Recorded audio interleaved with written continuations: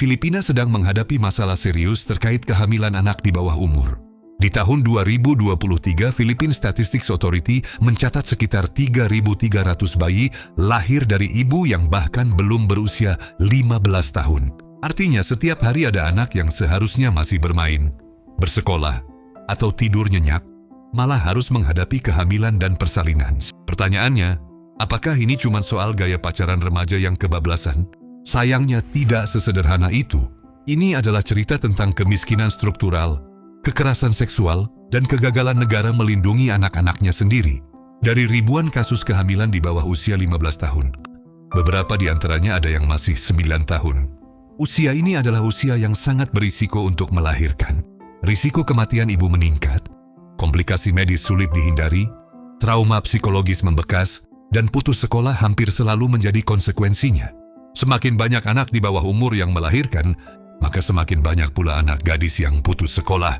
Kesempatan untuk mendapatkan pendidikan harus mereka tinggalkan demi mengurus bayi yang mereka lahirkan.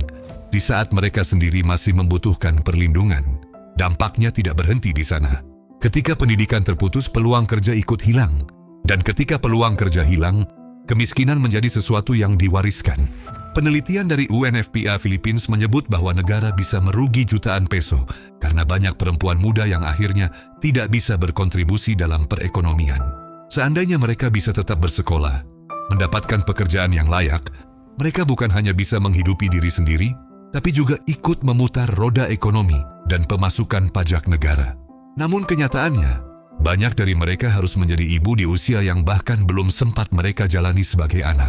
Banyaknya anak yang tumbuh di lingkungan dengan kemiskinan yang diwariskan turun-temurun membuat anak-anak di sana kurang perhatian dan perlindungan. Banyak orang tua bekerja sepanjang hari sehingga anak-anak hidup tanpa ruang aman.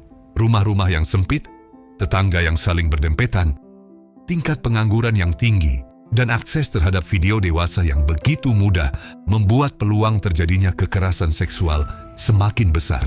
Bisa kamu bayangkan apa jadinya jika ada seorang pengangguran yang hari-harinya dihabiskan untuk menonton video dewasa, sementara di sekitarnya ia dikelilingi oleh anak gadis yang jauh dari pengawasan orang tua.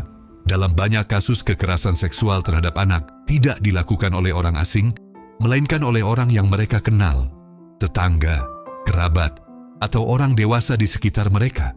Minimnya pengawasan membuat kekerasan ini sering terjadi di ruang privat, sulit terdeteksi, dan jarang dilaporkan. Kondisi tempat tinggal yang kumuh juga membuat penegakan hukum sering kali datang terlambat atau tidak efektif. Akibatnya, korban memilih diam dan menanggung sendiri trauma dari kejahatan yang seharusnya bisa dicegah. Di banyak wilayah, pendidikan seks masih dianggap tabu. Anak-anak tidak diajari soal konsen, tidak paham batas tubuhnya sendiri, dan tidak tahu harus melapor ke siapa ketika sesuatu yang salah terjadi. Pada akhirnya, pemerintah tetap memegang peran besar dalam fenomena ini. Minimnya kesejahteraan warga membuat angka pengangguran tinggi, dan kondisi ini menciptakan tekanan sosial yang serius di banyak lingkungan.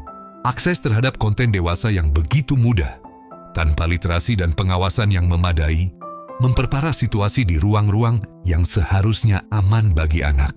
Bukan berarti semua orang yang menganggur adalah pelaku, tapi negara gagal mengelola lingkungan berisiko dan gagal hadir sebelum kekerasan terjadi. Lemahnya penegakan hukum terhadap pelaku kekerasan seksual membuat kejahatan ini terus berulang. Proses hukum yang lambat dan sering tidak berpihak pada korban membuat banyak korban memilih diam demi bertahan hidup.